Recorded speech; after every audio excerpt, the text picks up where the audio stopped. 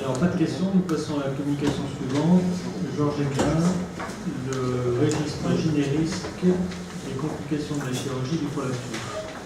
Dans la communication suivante est également consacrée à la gynécologie. Je vous propose qu'il y ait une discussion sur les deux communications.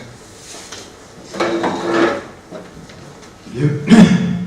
Je suis très heureux de présenter ce travail qui est déjà plus ancien et qui est une expérience de registre dont la méthodologie va peut nous sembler sommaire, mais qui nous a permis de tirer certaines conclusions, en particulier de découvrir des complications absolument inattendues de la chirurgie du prolapsus. Je la vois un peu cassée parce que j'arrive du chat, je suis un petit peu fatigué. Alors, pourquoi créer un registre sur la chirurgie du prolapsus en 2009? C'est une des raisons de faire un registre, c'est d'avoir à répondre à une question précise. Et cette question, c'est quelle est la morbidité comparée de la bromontofixation et des réparations par voie vaginale dans le traitement du prolapsus? Une question que tout le monde se posait, une rivalité dans le monde entier, disons, entre ce qu'on appelle les vaginalistes et les bromontofixateurs. Et on n'avait jamais de réponse très précise sur la morbidité. Il y a des réponses peut-être sur la stabilité à long terme, mais pas trop sur la morbidité. Alors, l'évaluation de la morbidité de technique chirurgicale, c'est des évidences, l'auto-évaluation.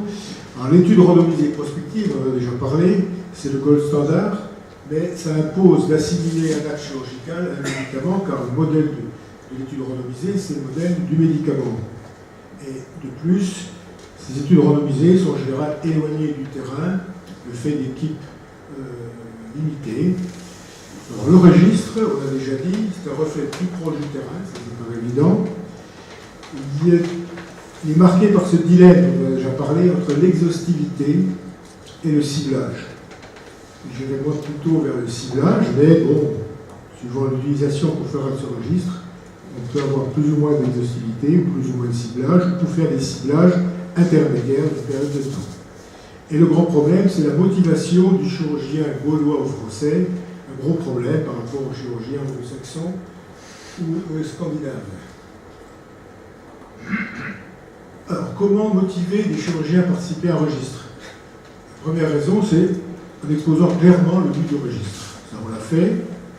Pour nous, c'est en limitant dans le temps. On verra que c'est 3 ans, en donnant des résultats concrets aux chirurgiens, et surtout en offrant la possibilité d'utiliser la participation au registre dans la démarche d'accréditation comme activité de gestion de risque.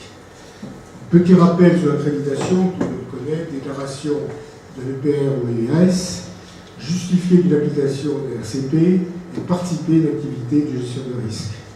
La carotte, c'est bien sûr le remboursement de la moitié de la prime de RCP, ce qui n'est pas négligeable dans notre pratique, en particulier libérale.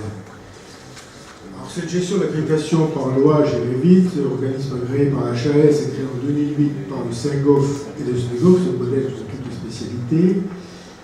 Le CA émane de ces deux organismes, et en fait, le financement est assuré par la CNAM pour les adhésions, et pour la moitié des prix de remboursement des primes d'assurance.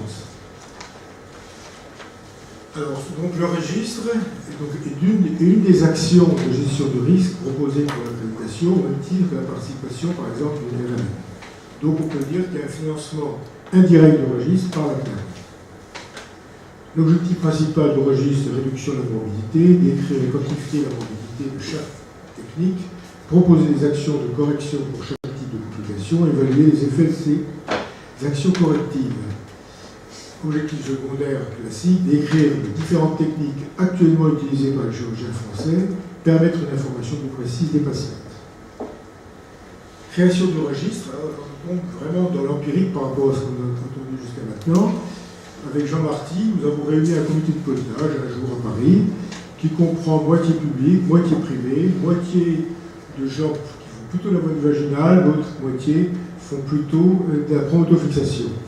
2 experts, Massé et Gouzy, dans la gestion des données, responsable scientifique Bernard Jacquetin, et on a chargé Renaud de Terrac et Philippe de Molinance d'élaborer 2 questionnaires, un complexe et un plus simplifié. j'ai coordonné l'opération. La structure de registre, un menu déroulant, avec identification du chirurgien et de la patiente, description clinique, comorbidité, antécédents. Enregistrement des gestes chirurgicaux, donc cotation PMSI, mais surtout enregistrement des techniques chirurgicales précises utilisées à ce moment-là, plus les gestes associés. On enregistre également les complications préopératoires, post-opératoires à 1 mois, 1 an, avec une quantification des moyens de réduction selon la technique de Dindo. Alors ce registre, on l'avait prévu, limité dans le temps.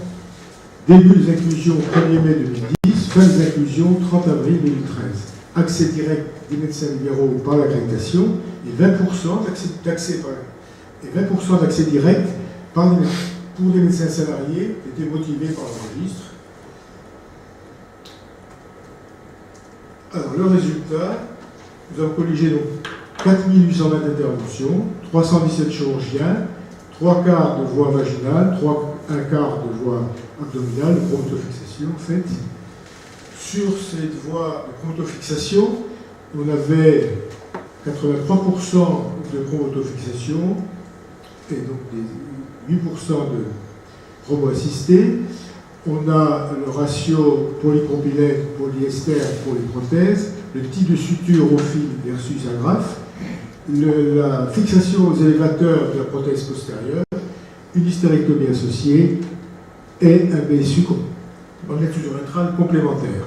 Donc des données cliniques assez précises sur la technique. Même chose pour les interventions transvaginales, cure du cystocèle dans 80% des cas, avec des prothèses dans 46% des cas, suspension apicale selon les 2 techniques de Richter, la plastie hétérosacrée, et les cures de rectocèle. Donc, on a dépouillé assez rapidement ce registre, presque en temps réel. Les populations préopératoires apparaissaient identiques dans les 2 techniques, avec cependant un décès pour la chromotofixation, 1000 interventions. Complications 1 mois, et c'est là que nous avons une surprise. Certaines complications étaient attendues, les hématomes, érosion vaginale pour la voie basse, et les douleurs persistantes et les érosions viscérales pour la chromotofixation. Ça, c'était attendu. Par contre, nous avons colligé 5 démonstrations sur le refus du trocard, qui ne sont pas décrits, je ne sais pas si les chirurgiens digestifs ont ces complications, et 9 occlusions du grêle. Complications tout à fait inattendues ont été saisies grâce à l'existence d'une case on pouvait enregistrer de façon libre des complications. Taux de réintervention précoce un peu plus fréquent en promoto, c'est lié à ces 2 complications.